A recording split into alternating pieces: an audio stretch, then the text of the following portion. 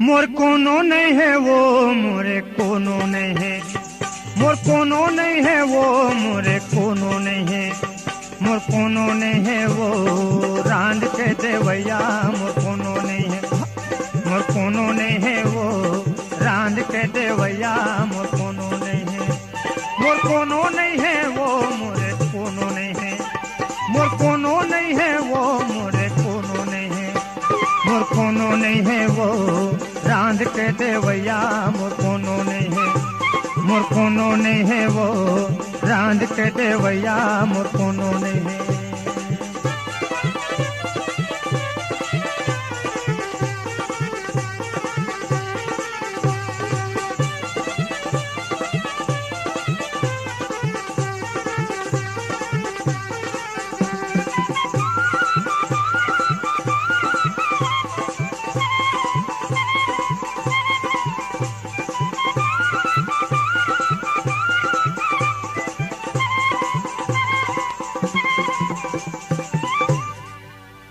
मर मर के मैं कुआं खनाए, मर मर के मैं कुआं खनाए,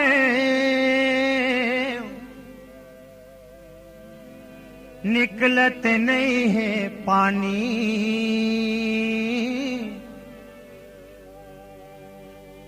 मर मर के मैं कुआं खनाए, निकलत नहीं है पानी, बुढ़त काल माँ करे बिहाव, बुढ़त काल माँ करे बिहाव मोर डौकी होगे कानी,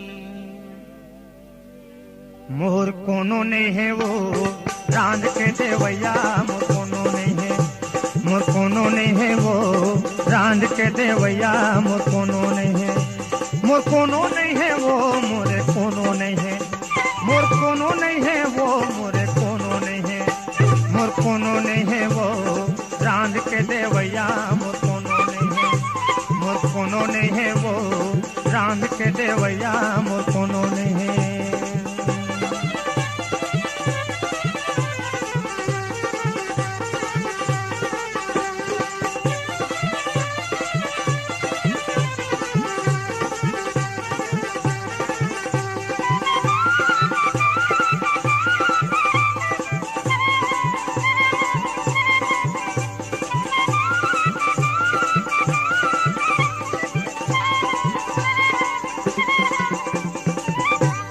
मर मर के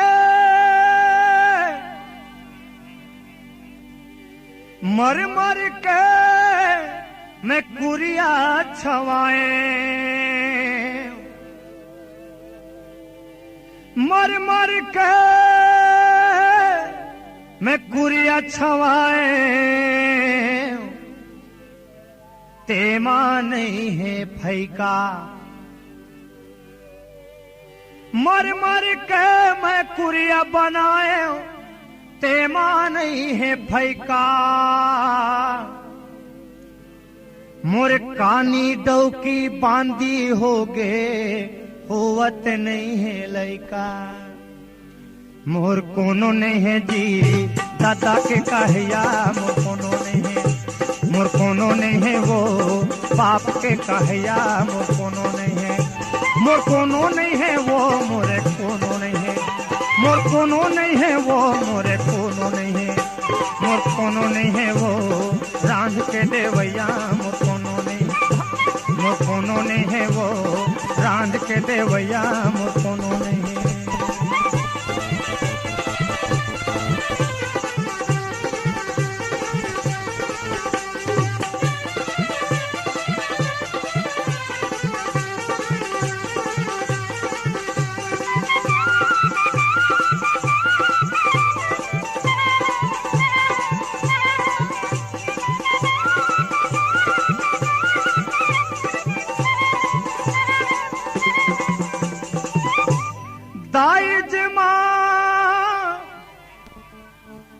दाइज माँ मैं साइकिल पाए, दाई जमा मैं साइकिल पाए और पाए करिया हंडा दाई जमा मैं साइकिल पाए करिया हंडा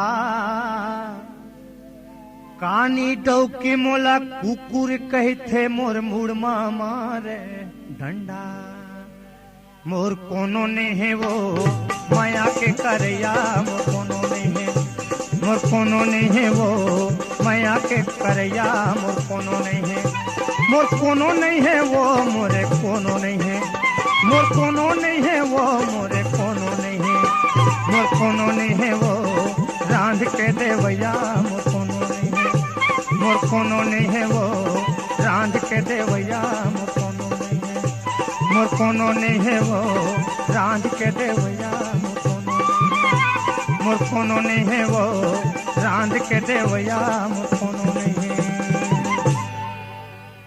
आखिर वो ऐसा कौन सा कैसेट है वो पूरे छत्तीसगढ़ में धूम मचाता है? छत्तीसगढ़ का एकमात्र कैसेट है वो अजीत अंकल। हम भी तो सुने कि हमसे बढ़कर और कौन है। अजीत साहब सही बोलूं, वो छत्तीसगढ़ कैसेट का नाम है हीरा कैसेट।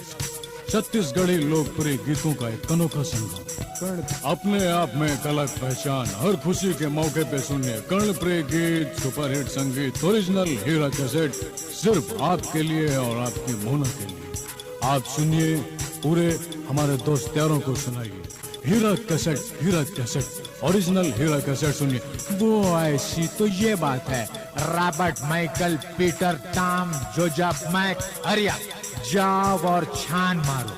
जहाँ जहाँ हीरा कैसेट का नया नंबर निकला हो, हमारी इस महफिल में लेकर आओ, मोना को सुना और इस महफिल की शोभा बढ़ाओ। ओके, हे बाज अपन के जस्ती वाकई हीरा कैसेट मंगाती ना, अपन डांस करेगी, छत्तीसगढ़ी गाना में ना डांस करेगी, नाचेगी, हीरा cassette सुनेगी।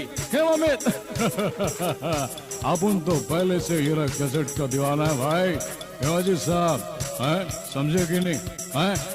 Only for I like you, my Hira cassette.